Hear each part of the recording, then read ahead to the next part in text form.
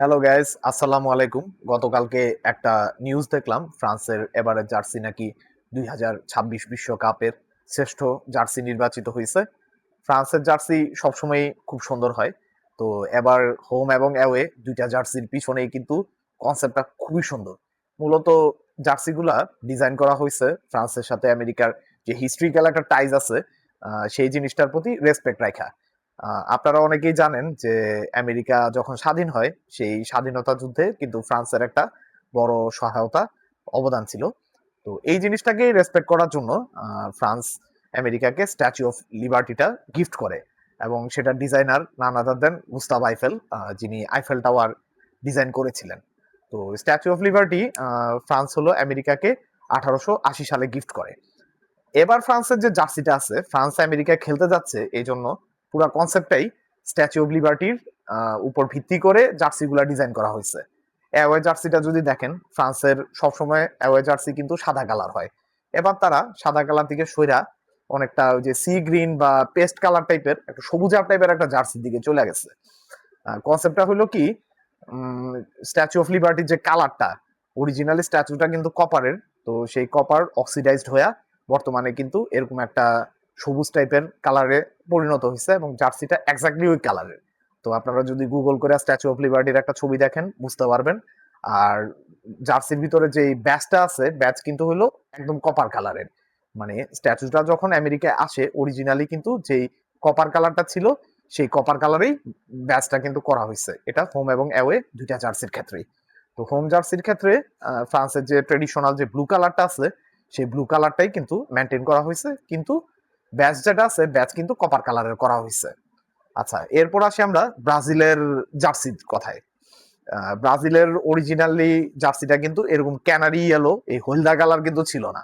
Brazil যখন প্রথম football খেলা শুরু করে, তাদের জার্সিটা অনেকটা রিয়াল মাদ্রিদের মতোই অল হোয়াইটস আর কি, পুরা সাদা কালার জার্সি ছিল। তো সাদা কালার চেঞ্জ হয়ে কেন হলুদ কালার হয়ে গেল, এটার পিছে কিন্তু বিশাল একটা বিয়োগাত্মক ইতিহাস আছে। 1950 সালে ব্রাজিল নিজ দেশে বিশ্বকাপ আয়োজন করে, তারা ছিল সেই বিশ্বকাপের হোস্ট। তো মানুষের অনেক আশা ভরসা ছিল যে ব্রাজিল সেরা টিম, এবার বিশ্বকাপটা জিতাই নিবে সেবার। কিন্তু ফাইনালে যায় দুর্ভাগ্যজনক ভাবে উরুগুয়ের কাছে নিজের মাঠে ব্রাজিল পরাজিত হয়ে যায়। তো তারপরে সারা দেশে একটা ব্যাপক মানে জনরোষ তৈরি হয়, জনগণ খুবই আপসেট। তো অনেকে বলতেছে যে এই জার্সিটাই কুফা, আপনারা জার্সিটা চেঞ্জ করে ফেলা হোক। তখন একটা নিউজ পেপার তারা একটা জার্সি ডিজাইনের জন্য কন্টেস্ট আয়োজন করে। সেই কন্টেস্টে 19 বছর বয়স্ক একজন ডিজাইনার, তিনি ব্রাজিলের যে জাতীয় পতাকা সেখান থেকে কালার গুলো নিয়ে একটা জার্সি ডিজাইন করেন। ইয়েলো কালার শার্টস এবং ব্লু কালার হলো শর্টস। তো সেইটা ডিজাইন জিতা যায়, এবং 1954 সালে ব্রাজিল সর্বপ্রথম এই জার্সি পরে বিশ্বকাপে তারা খেলতে নামে। তো এই ইয়েলো জার্সি ব্রাজিলের জন্য অনেকটাই সৌভাগ্য বয়ে নিয়ে আসছে। এই জার্সি পরে কিন্তু তারা 5টা বিশ্বকাপ জিতে গেছে। এর আগে সাদা জার্সি পরে ব্রাজিল কিন্তু কোনো বিশ্বকাপ জিততে পারে নাই।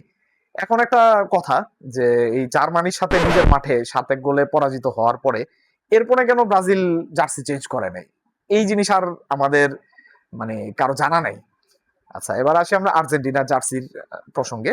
আর্জেন্টিনার জার্সির কনসেপ্টটা মূলত তাদের জাতীয় পতাকা থেকেই নেওয়া হয়েছে। তাদের পতাকা আকাশী এবং সাদা কালারের। তো সেখান থেকেই জার্সির কনসেপ্টটা আসছে। তো পতাকার পিছনে যে কনসেপ্টটা, সেটা হচ্ছে তাদের দেশের নীলাভ আকাশ এবং তাতে সাদা কালার মেঘ, এবং একই সাথে আহ, তাদের দেশের যে ফাউন্ডিং ফাদার্স আছে, তারা ভার্জিন ম্যারি, হ্যাঁ, যে উনার আর কি শুভ্রতার প্রতীক হিসাবে এই প্রতীকটা ওই পতাকার ভিতরে ফুটায় আনার চেষ্টা করছেন তারা। সো আর্জেন্টিনা এই 1908 সাল থেকে প্রায় 100 বছর থেকে আর কি তারা এই জার্সি পরে খেলতেছে। তাদের জার্সিতে 100 বছরে তেমন কোনো চেঞ্জ আসে নাই। আচ্ছা, এবার আসি আরেকটা দেশ, জার্মানি। জার্মানির জার্সিটা, তো জার্মানির জার্সি তাদের জাতীয় পতাকার সাথে জার্সি তেমন একটা মিল নাই। তো তারা হলো সাদা এবং কালো কালার ইউজ করে। এটা হচ্ছে আপনার প্রুশিয়ার জাতীয় পতাকার কালার। হ্যাঁ, প্রুশিয়ার পতাকা ছিল সাদা আর কালো কালার, আর মাঝখানে একটা ব্ল্যাক কালার ইগলের প্রতিকৃতি ছিল। তো জার্মানিরা তাদের সেই আগের যে প্রুশিয়ান যে এম্পায়ার আছে, তাই সেই ঐতিহ্য এখনো কিন্তু ধরে রাখতেছে তাদের ড্রেসের ভিতরে। আচ্ছা, এবার বিশ্বকাপে সবচেয়ে ইন্টারেস্টিং জার্সি যে দেশের হতে পারতো, সেটা হচ্ছে হাইতির জার্সিটা। তাদের প্র্যাকটিস ম্যাচে তারা এই জার্সিটা পরে খেলতে নামছিল এবং অবাক করা বিষয় কি হাইতির জার্সিতে পোল্যান্ডের পতাকা তারা ব্যবহার করছে। এটা একটা বিষয়কর জিনিস। হাইতির জার্সিতে তারা হাইতির পতাকা ব্যবহার করে, পোল্যান্ড আসলো কোন জায়গা থেকে? হাইতি একটা ক্যারিবিয়ান একটা দেশ, আর পোল্যান্ড হচ্ছে সেই কোন ইউরোপে, মানে সম্পর্কটা কি? এই রিলেশনটা হচ্ছে হাইতির যে স্বাধীনতা সংগ্রাম সেই জিনিসের সাথে প্রত্যক্ষভাবে রিলেটেড।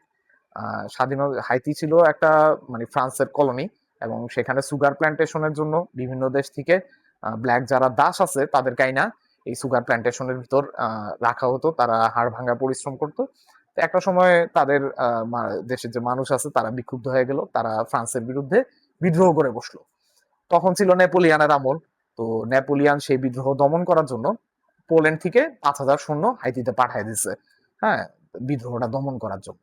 তো পোলিশ সৈন্যরা ওই দেশে পৌঁছার পরে যখন সাধারণ মানুষের অবস্থাটা দেখতে পারলো, তারা ফ্রান্সের পক্ষ ত্যাগ করে হাইতির পক্ষে যোগ দিল এবং হাইতির সাধারণ মানুষের সাথে যুদ্ধ করে হাইতিকে তারা হলো স্বাধীন করছে। তো হাইতির জনগণ কিন্তু তাদের এই অবদানের কথা সবসময় স্মরণ রাখছে। দেশটা যখন স্বাধীন হয় এরপরে ওই পুলিশ যারা সৈনিক ছিল তাদেরকে দেশটার নাগরিকত্ব প্রদান করা হয় এবং মানে হাইতির লোকজন কিন্তু এখনো জিনিসটা মনে রাখছে।